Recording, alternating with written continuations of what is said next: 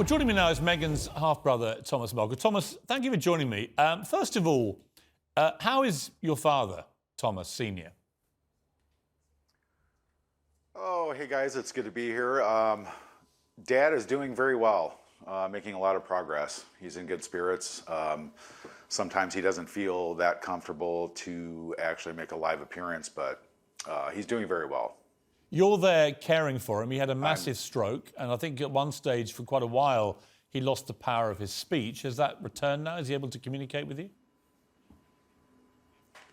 Yeah, his speech is definitely coming back. We're making a lot of progress with the speech therapy, and you know, for the most part, it's pretty normal. It goes off after a few moments, but comes back. So he's doing very well. I'm just very happy that I could be here every day for him since this happened in May, or what, about 6 months ago. Were you both watching the first half of this series today?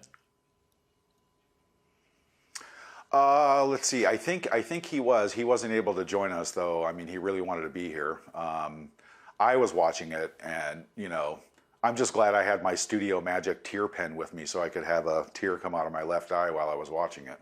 I mean, that moment when Prince Harry, who's never met your father, says that Meghan has no father. What did you think of that? I think it's horrible. The documentary is so far off on so many different levels. It's really a little bit disturbing. Saying that, you know, she doesn't have a family and she doesn't have a father, and then Harry saying that, you know, she has no father now. That's just ridiculous. Yeah, I mean, it's incredibly hurtful. I also have always had sympathy with your father because I felt that he was thrown to the wolves with no experience of dealing with this kind of intensive media attention. He tried to do the right thing. He came unstuck, and they just disowned him. Has she made any attempt to contact your father since he had his stroke?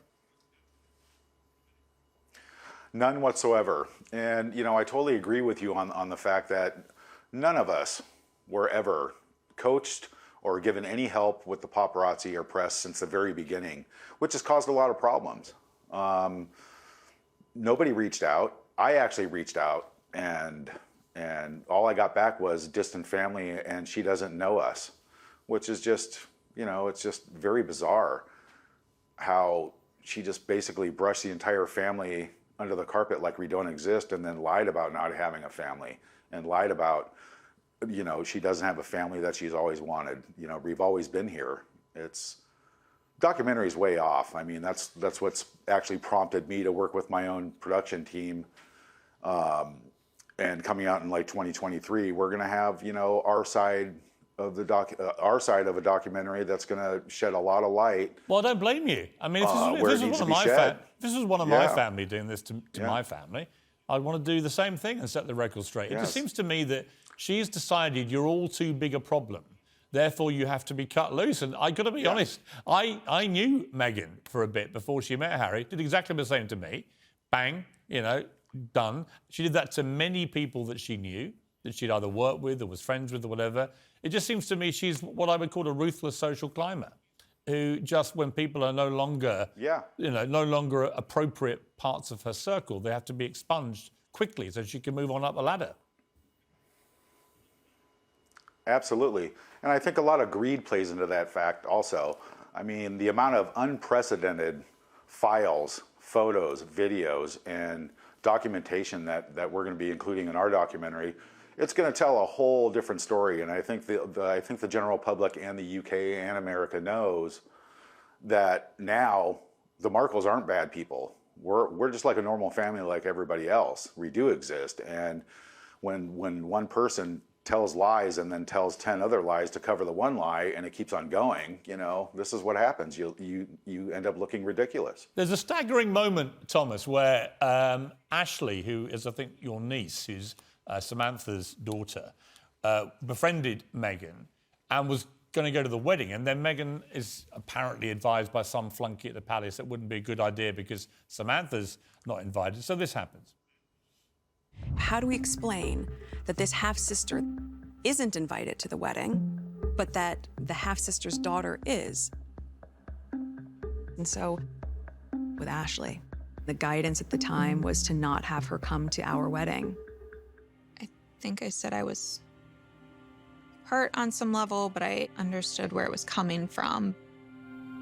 To know that it was because of my biological mother that this relationship that's so important to me was impacted in that way.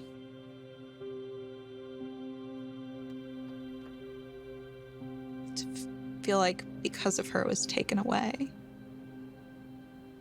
has been hard. Yeah, actually, it was because of Meghan that it was taken away. Meghan could have had her there if she wanted to have her there. Instead, she wanted to have a bunch of celebrities she barely knew, from the Clooneys to the Beckhams to Elton John to James Gordon to Timbuktu. I mean, it looked like anyone she'd met on the party circuit in the previous 2 years got the invite, but a lot of Harry's friends weren't there, and nor was this niece who she makes a big thing in the documentary saying we were so close. Yeah. Well, I mean, there you have it. You know, one lie turns into 20 other lies. She didn't have a family, so therefore nobody was invited. I mean, who doesn't invite their family to a wedding, right, especially a royal wedding? And it's not like anybody in my family asked her for one nickel or anything of her. We were all actually like happy for her when all this happened, but the slow turn of events showed the true colors of this woman. When you finished watching today these first 3 episodes, what was your kind of overview about what's happened to Meghan, and indeed what you think of Harry? Well, my general overview is I can't believe that she was able to be in this position, all by my father's doing, by the way, to be in that position and to know what you're getting yourself into, and then go in there and try and change a 1,000-year-old tradition and monarchy to your own liking. Who does that?